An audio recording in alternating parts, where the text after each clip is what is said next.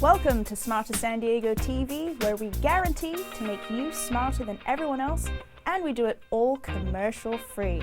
I'm Rebecca Peters, your co-host, introducing all of our wonderful guests for today.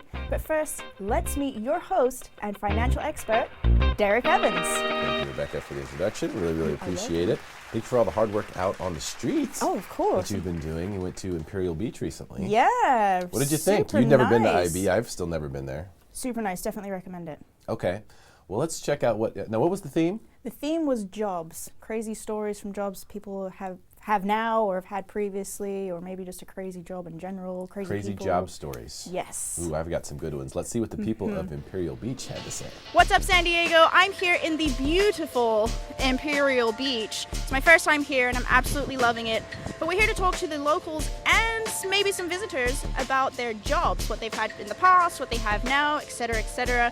And Derek, just as you asked, I'm wearing my hair in a bun. But more importantly, let's go get some people to talk about their jobs. What would you say was your favorite job in the past?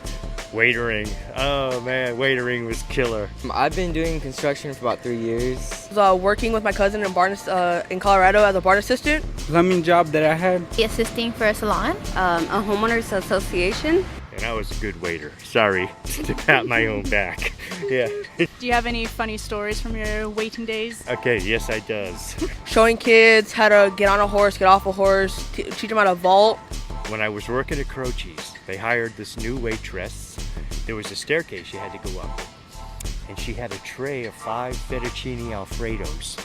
This guy would work from his house. We would go to his room waiting for calls. And he would lock the doors behind him. And he would get his machete and he would put it against his head. It stopped and I fell from it and landed right in the poop. I'm just glad it wasn't a faceplant. And I'd be like, what are you doing? And he'd be like, this is how I think. And she went up the stairs and she lost balance on it. And she just pushed it on the wall.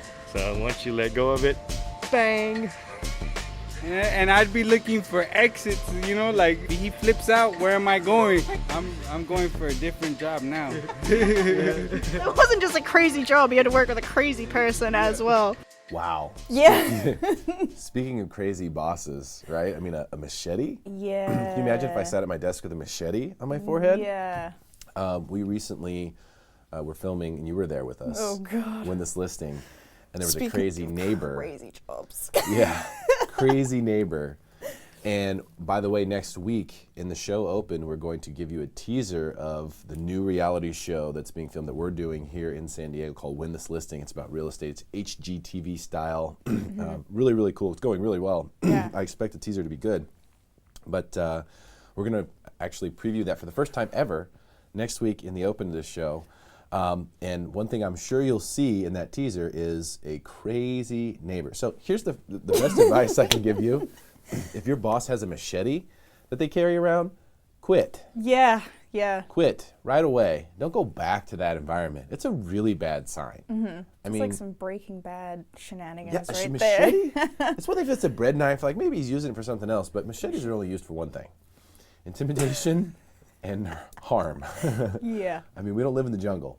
So, but how about 5 fettuccine Alfredos? What table orders 5 fettuccine Alfredos? Oh, you'd be surprised. I worked in an Italian restaurant. Really? Yeah. The whole table will order fettuccine Alfredo? Yeah, especially if there's kids there or just, I don't know, I love fettuccine Alfredo. Whole table of fettuccine Alfredo? That's so boring. I've done it. I've actually seen that exact same thing happen, by the way.